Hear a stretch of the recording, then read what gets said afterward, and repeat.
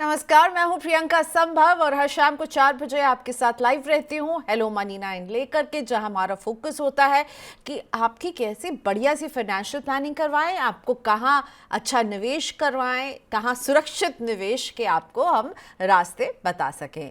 वैसे जब financial planning करते हैं तो इसका जो पूरा निवेश का रोड मैप होता है उसमें हम सोचते हैं कि भाई कब तक हमें निवेश करना है, गोल्स तय करते हैं, कहाँ हम निवेश करेंगे, किस तरह के प्रोडक्ट्स चूज करेंगे, कितना पैसा हम निवेश करेंगे, ये सारी प्लानिंग हम बहुत करते हैं। लेकिन क्या आप जानते हैं कि इस प्लानिंग को आपको रिव्यू करते रहना चाहिए और समय के साथ रीएडजस्ट करते रहना चाहिए। तो कब निवेश बढ़ाएं, कब निवेश घटाएं और कब आप जहां निवेश कर रहे हैं शायद उसको ही, उस प्रोडक्ट को बदलने की आपको ज़रूरत है, ये कैसे समझे। कौन से वो मोड़ होते हैं जब आपको ये टफ डिसीजन लेना होगा कि जो मैंने सोच के निवेश किया था शायद वो सही नहीं था, यहाँ कुछ गड़बड़ी हो रही है। और साथ ही में बहुत सारे फैक्टर्स हैं जो आपके पूरे निवेश पर असर डालते हैं। ये नहीं कि एक बार निवेश शुरू कर दिया तो भूल जाओ, उसको बार बार देखो, उसको रिव्यू करो, पर ये भी नहीं कि हर दिन उसे रिव्यू करो। कब रिव्यू करें और कब उसमें बदलाव लाएं, इस पर ही आज हम बात करने वाले हैं। और ये समझाने के लिए मेरे साथ जुड़े मनी मंत्रा के फाउंडर वीरल Bhatt. Thank you so much वीरल, वेलकम टू मनी 9। आपने वक्त निकाला, बहुत इंपॉर्टेंट होता है अपने फिनेंशियल प्लान को रिव्यू करना, और कौन से वो पॉइंट्स हैं जब आपको ये डिसीजन लेना है, हर दिन नहीं चेक करना है, कितने समय पर चेक करना है, ये सारे सवालों के जवाब वीरल हमें देने वाले हैं। इनफैक्ट अगर आप हमारे इस शो में जुड़े हुए हैं लाइव यूट्यूब पर या इंस्टा पर, तो आप लाइव भी वीरल से अपने सवाल पूछ सकते हैं। तो आप अपने सवाल हमें व्हाट्सएप पर अगर भेजना चाहते हैं तो व्हाट्सएप का नंबर नोट कर लीजिए। बहुत सारे व्हाट्सएप पर मेरे पास पोर्टफोलियो आए हुए हैं, मैं उनको लेने वाली हूँ। लेकिन हमारा व्हाट्सएप नंबर एक बार फिर से अगर आप के पास नहीं है तो 9311121874 पर भेजिए सवाल। ईमेल करना चाहते हैं, लंबा सवाल है तो money9query@tv9.com पे भेजिए सवाल। यूट्यूब पे राइट पर टॉप चैट बॉक्स पर लिख सकते हैं, इंस्टा के लाइव पर कमेंट बॉक्स पर लिख सकते हैं। आपके सवालों का इंतजार है, सवाल को डिटेल में लिखिए, अपने गोल्स बताइए, अपने एज बताइए, तो वीरल जैसे एक्सपर्ट्स को बहुत आसानी होती है आपके सवाल को समझने में और आपके लिए एक टेलर मेड आंसर देने की वो कोशिश करते हैं। ऑलराइट, इसी के साथ Viral welcome to money 9 once again. अब मैं आपसे ये पूछना चाहूंगी, महंगाई, इसका ग्राफ जो है वो बढ़ता ही रहता है। अभी हमने देखा है नवंबर के भी जो महंगाई के आंकड़े आए हैं वो वन ऑफ द हाईएस्ट हैं। और आप जैसे एक्सपर्ट्स हमेशा कहते हैं कि इस महंगाई के विलन को जब आप निवेश की प्लानिंग करते हैं तो कभी नहीं भूलिए। तो क्यों आप कहते हैं महंगाई को नजरअंदाज नहीं करना है, और महंगाई का असर हमारे निवेश के प्लान पर कैसे पड़ता है? आप कैसे इसे मॉडिफाई करने के लिए कहते हैं महंगाई के वजह से? शुक्रिया प्रियंका, आपने ये काफी इम्पोर्टेंट डिस्कशन आज हम करने वाले हैं अपने दर्शकों के लिए। और जैसे ये साल खत्म होने आ रहा है 2023, 14-15 दिन बाकी है, बट नए साल जब आएगा तभी नए साल में मुझे लगता है कि ये जो कुछ इम्पोर्टेंट हम आज जो डिस्कस करेंगे वो डेफिनेटली दर्शकों को जाननी चाहिए। और उसमें से सबसे पहली जो बात है, आपने कही इन्फ्लेशन। देखिए, एक गाने में था कि भाई इन्फ्लेशन जो है वो एक ऐसे देखने जाए तो एक डायन की तरह होती है, राइट। जब हम वैसे भी देखें अपने जीवन में, क्योंकि महंगाई जब बढ़ती है तो सभी को वो चुभती है, चाहे वो मीडियम जो कमाते हैं, यानी ऐसा कह सकते हैं कि मीडियम नेटवर्थ वाले लोग जो है, या हाई नेटवर्थ वाले लोग हैं, या मिडिल क्लास लोग हैं, या हायर क्लास वाले लोग हैं।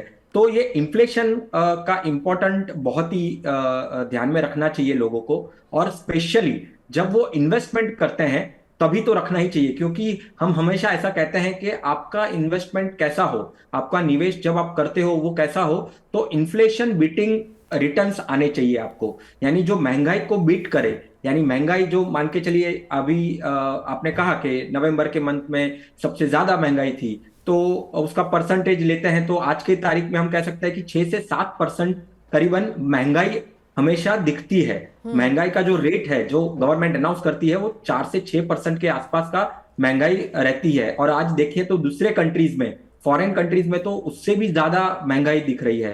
तो जब हम निवेश करते हैं, जब हम पैसों की बात करते हैं, जब इन्वेस्टमेंट की बात करते हैं, तो इन्फ्लेशन को सबसे पहला एक इंपॉर्टेंट वेरिएबल है फाइनेंशियल प्लानिंग के पॉइंट ऑफ व्यू से, कि आपको इन्फ्लेशन को ध्यान में रखना चाहिए। मैं कुछ एक आंकड़े यहाँ पे शेयर करना चाहूंगा प्रियंका, कि महंगाई क्यों इतनी इंपॉर्टेंट है और क्यों हम आज उसके बारे में चर्चा कर रहे हैं। अगर मैं 50,000 हर महीना खर्च करता हूं, राइट, और मैं अगर 4% इन्फ्लेशन पकड़ता हूं, तो वो ही मंथली एक्सपेंस यहां से 20 साल के बाद, अगर मैं 40 साल का हूं और 20 साल के बाद मेरी रिटायरमेंट अगर आने वाली है, तो वो ही 50,000 4% से उसका वैल्यू इन्फ्लेशन की वजह से 1,10,000 हो जाएगा, और वही 50,000 का वैल्यू 6% से कम 1,60,000 हो जाएगा।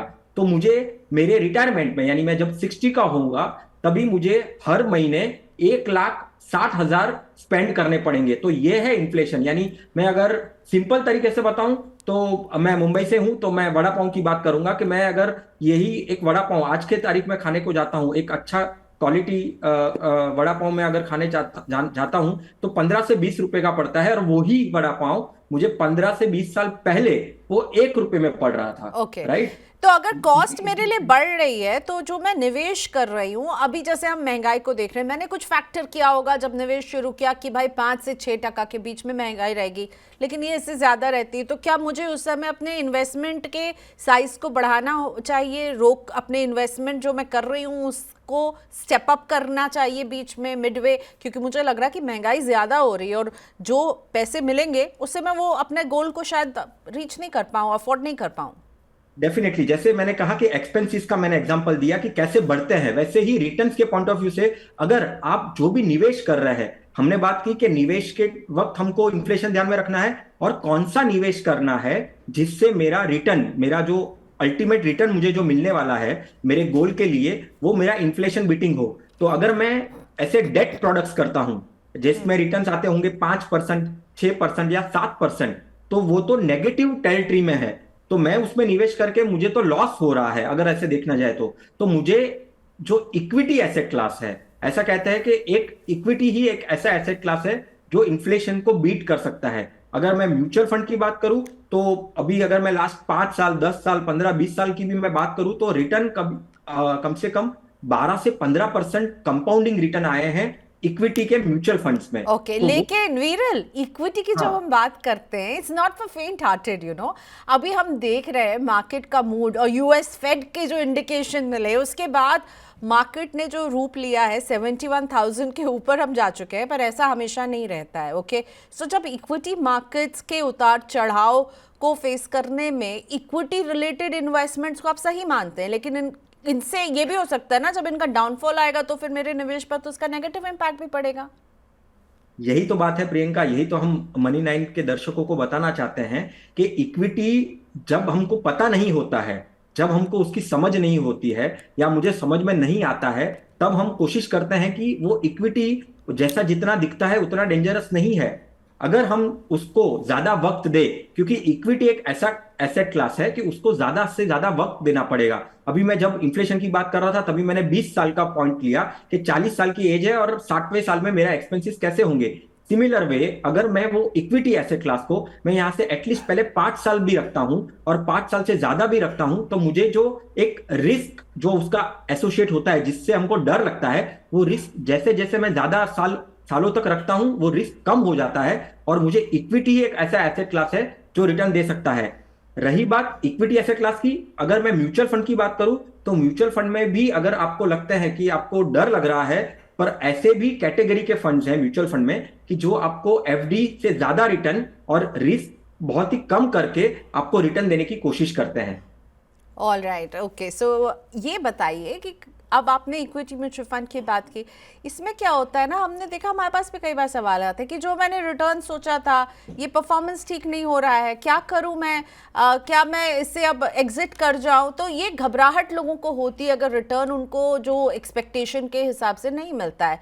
तो क्या ऐसे में आप क्या सलाह देते हैं कि जब आपने जहाँ निवेश किया वहाँ से रिटर्न आपको मन माफिक नहीं मिल रहा है, तो क्या करें? देखिए, अच्छा रिटर्न क्या होता है, यानी जब हम बोलते हैं कभी भी कि अच्छा रिटर्न क्या होता है, पहले तो वो समझना चाहिए कि आप कौन से इन्वेस्टमेंट्स को कंपेयर कर रहे हो रिटर्न के पॉइंट ऑफ व्यू से, राइट? अगर आप एफडी के पॉइंट ऑफ व्यू से आप उसको बेंचमार्क रख रहे हो, उसको बेस रख रहे हो, तो डेफिनेटली आप, अगर आपको एफडी से भी कम रिटर्न मिले हैं तो आप उसको अच्छा नहीं मानेंगे, उसको बोलेंगे आप खराब है। जैसे हमने बात की कि इक्विटी के पॉइंट ऑफ व्यू से हमको ज्यादा से ज्यादा वक्त तक रखना है, राइट? अगर आप इक्विटी फंड में निवेश कर रहे हो या equity as an asset class में भी अगर आप निवेश कर रहे हो, तो आपको 5 साल से ज्यादा आपको पहले तो टारगेट रखना है। फिर आपको जब भी आप उसको कंपेयर कर रहे हो, पहले तो उसका एक बेंचमार्क होता है, राइट? कि वो बेंचमार्क में कितना रिटर्न मिला है। जैसे हम अगर इक्विटी की बात करें तो निफ्टी और सेंसेक्स, ये 2 बेंचमार्क होते हैं, तो उसमें कितने रिटर्न आए हैं। और अगर मैंने म्यूचुअल फंड में निवेश किया है और जो मुझे लगता है कि वो अच्छा नहीं आया है, तो मेरा म्यूचुअल फंड का रिटर्न कितना है और बेंचमार्क का कितना है। फिर मैंने कौन से म्यूचुअल फंड के कैटेगरी में निवेश किया है, तो वो कैटेगरी ने कितना रिटर्न दिया है ओवरऑल, और मेरे म्यूचुअल फंड ने कितना दिया है। फिर आती है फंड की बात कि मेरे जैसे फंड्स, बाकी फंड्स ने कितने रिटर्न दिए हैं और मेरे फंड ने कितने रिटर्न दिए हैं। तो कुछ कंपैरिजन करनी पड़ेगी, ज्यादा से ज्यादा समय देना पड़ेगा, 5 साल से ज्यादा देना पड़ेगा। अगर आपने इक्विटी में रखा है, आपको एसेट एलोकेशन और डाइवर्सिफिकेशन, ये 2 चीज को भी ध्यान में रखना है। आप सिर्फ आपका पैसा इक्विटी में नहीं रख सकते, आपका सिर्फ पैसा आप डेट में यानी एफडी में भी नहीं रख सकते। तो इसको डिवाइड कीजिए अलग अलग एसेट क्लासेस में।